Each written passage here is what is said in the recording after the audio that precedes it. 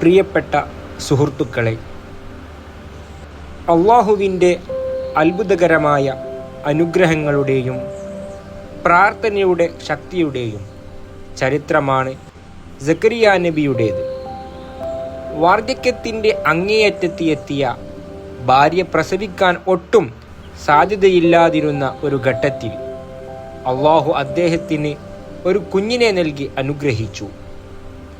കെട്ടുകഥകൾ ഒന്നുമില്ലാതെ വിശുദ്ധ ഖുർആൻ നമുക്ക് പറഞ്ഞു തരുന്ന സക്കരിയ നബിയുടെ ആ യഥാർത്ഥ ചരിത്രം നമുക്കൊന്ന് കേൾക്കാം.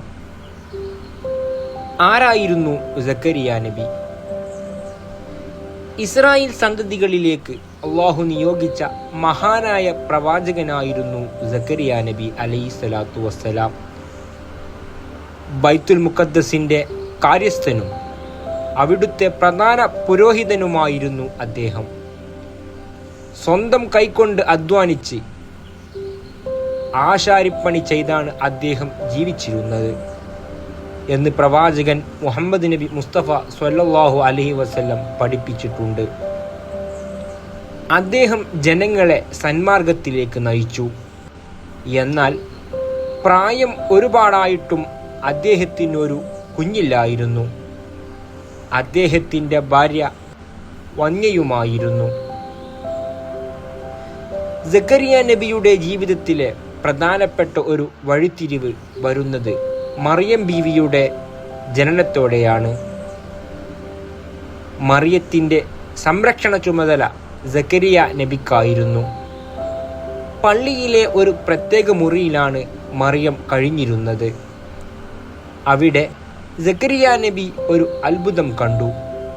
അദ്ദേഹം മറിയത്തിൻ്റെ അടുത്തേക്ക് ചെല്ലുമ്പോഴെല്ലാം അവിടെ വിചിത്രമായ ഭക്ഷണങ്ങളും പഴവർഗ്ഗങ്ങളും കാണാമായിരുന്നു. ശീതകാലത്ത് വേനൽക്കാലത്തെ പഴങ്ങളും വേനൽക്കാലത്ത് ശീതകാലത്തെ പഴങ്ങളും അവിടെയുണ്ടാകും. സക്കരിയ നബി അത്ഭുതത്തോടെ ചോദിച്ചു, മറിയം, നിനക്ക് എവിടെ നിന്നാണ് ഇത് ലഭിച്ചത്? മറിയം മറുപടി നൽകി, ഇത് അള്ളാഹുവിൻ്റെ പക്കൽ നിന്നുള്ളതാണ്. അള്ളാഹു താൻ ഉദ്ദേശിക്കുന്നവർക്ക് കണക്കില്ലാതെ നൽകുന്നു. മറിയത്തിൻ്റെ ഈ മറുപടി സക്കരിയ നബിയുടെ മനസ്സിൽ ഒരു വലിയ പ്രതീക്ഷ നൽകി. പ്രകൃതി നിയമങ്ങൾക്ക് അപ്പുറത്ത് നിന്ന് ഭക്ഷണമേകാൻ അള്ളാഹുവിന് കഴിയുമെങ്കിൽ വാർദ്ധക്യത്തിലെത്തിയ തനിക്ക് ഒരു കുഞ്ഞിനെ നൽകാനും അള്ളാഹുവിന് കഴിയും എന്ന് അദ്ദേഹം ഉറച്ചു വിശ്വസിച്ചു. അങ്ങനെ അദ്ദേഹം മിഹ്റാബിൽ വെച്ച് തൻ്റെ രക്ഷിതാവിനെ രഹസ്യമായി വിളിച്ചു പ്രാർത്ഥിച്ചു. ഖുർആൻ ആ പ്രാർത്ഥന ഇങ്ങനെ വിവരിക്കുന്നു: എൻ്റെ രക്ഷിതാവേ, എൻ്റെ എല്ലുകൾ ദുർബലമായി കഴിഞ്ഞു, തല നരച്ചു വെളുത്തിരിക്കുന്നു. എൻ്റെ റബ്ബേ, നിന്നോട് പ്രാർത്ഥിച്ചിട്ട് ഞാൻ ഒരിക്കലും നിരാശനായിട്ടില്ല. എനിക്ക് ശേഷം എൻ്റെ ബന്ധുക്കളെപ്പറ്റി എനിക്ക് ഭയമുണ്ട്. എൻ്റെ ഭാര്യയാണെങ്കിൽ വന്യയുമാണ്. അതിനാൽ നിന്റെ പക്കൽ നിന്ന് എനിക്കൊരു അനന്തരാവകാശിയെ നൽകണമേ.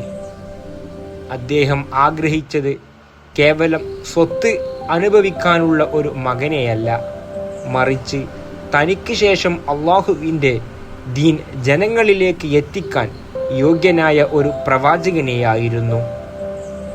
ആ പ്രാർത്ഥന അള്ളാഹു സ്വീകരിച്ചു. സക്കരിയ നബി പള്ളിയിൽ നമസ്കരിച്ചു കൊണ്ടിരിക്കുമ്പോൾ മലക്കുകൾ വന്ന് അദ്ദേഹത്തോട് വിളിച്ചു പറഞ്ഞു, സക്കരിയ, അള്ളാഹു നിനക്ക് യഹ്യ എന്നൊരു മകനെക്കുറിച്ച് സന്തോഷവാർത്ത അറിയിക്കുന്നു. അതിനു മുമ്പ് ആർക്കും നാം ആ പേര് നൽകിയിട്ടില്ല. ഇത് കേട്ടപ്പോൾ സക്കരിയ നബിക്ക് അത്ഭുതമായി. അദ്ദേഹം ചോദിച്ചു, എൻ്റെ റബ്ബേ, എനിക്ക് എങ്ങനെയാണ് ഒരു മകനുണ്ടാവുക? ഞാൻ വൃദ്ധനാണ്, എൻ്റെ ഭാര്യ വന്യയുമാണ്. അള്ളാഹു മറുപടി നൽകി, കാര്യങ്ങൾ അങ്ങനെ തന്നെയാണ്. എന്നാൽ നിന്റെ രക്ഷിതാവ് പറയുന്നു, അത് എനിക്ക് വളരെ നിസ്സാരമായ കാര്യമാണ്. ഇതിനു മുമ്പ് നീയൊരു വസ്തുവും ആയിരുന്നില്ലല്ലോ, എന്നിട്ടും നിന്നെ ഞാൻ പടച്ചില്ലേ? തനിക്ക് മനസ്സമാധാനത്തിനായി ഒരു അടയാളം നൽകണമെന്ന് സക്കരിയ നബി ആവശ്യപ്പെട്ടു. അള്ളാഹു പറഞ്ഞു, നിനക്കുള്ള അടയാളം പൂർണ്ണ ആരോഗ്യവാനായിരിക്കെ തന്നെ 3 ദിവസം ജനങ്ങളോട് സംസാരിക്കാൻ നിനക്ക് സാധിക്കുകയില്ല എന്നുള്ളതാണ്. ആംഗ്യത്തിലൂടെ മാത്രമേ സംസാരിക്കാൻ കഴിയൂ. അങ്ങനെ ആ അടയാളം പ്രകടമായി. അദ്ദേഹം ജനങ്ങളോട് ആംഗ്യം കാണിക്കുകയും സുബ്ഹാനും അൽഹംദുലില്ലാഹും ചൊല്ലി അള്ളാഹുവിനെ സ്തുതിക്കുകയും ചെയ്തു. അധികം വൈകാതെ തന്നെ അള്ളാഹുവിൻ്റെ വാഗ്ദാനം പൂർത്തിയായി. സക്കരിയ നബിക്ക് യഹ്യ എന്ന മകൻ ജനിച്ചു. ആ മകനും പിൽക്കാലത്ത് വലിയൊരു പ്രവാചകനായി മാറി. പ്രിയപ്പെട്ട സുഹൃത്തുക്കളെ, ഖുർആൻ പഠിപ്പിക്കുന്ന സക്കരിയ നബിയുടെ യഥാർത്ഥ ചരിത്രം ഇതാണ്. സക്കരിയ നബിയുടെ ചരിത്രം നമ്മെ പഠിപ്പിക്കുന്നത് ഒരേയൊരു കാര്യമാണ്.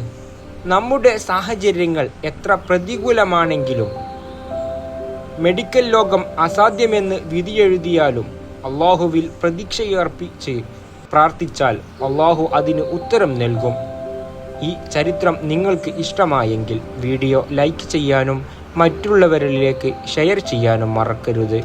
ഇതുപോലുള്ള യഥാർത്ഥ ഇസ്ലാമിക ചരിത്രങ്ങൾക്കായി ചാനൽ സബ്സ്ക്രൈബ് ചെയ്യുക. അസ്സലാമു അലൈക്കും വറഹ്മത്തുള്ളാഹി വബറകാതുഹു.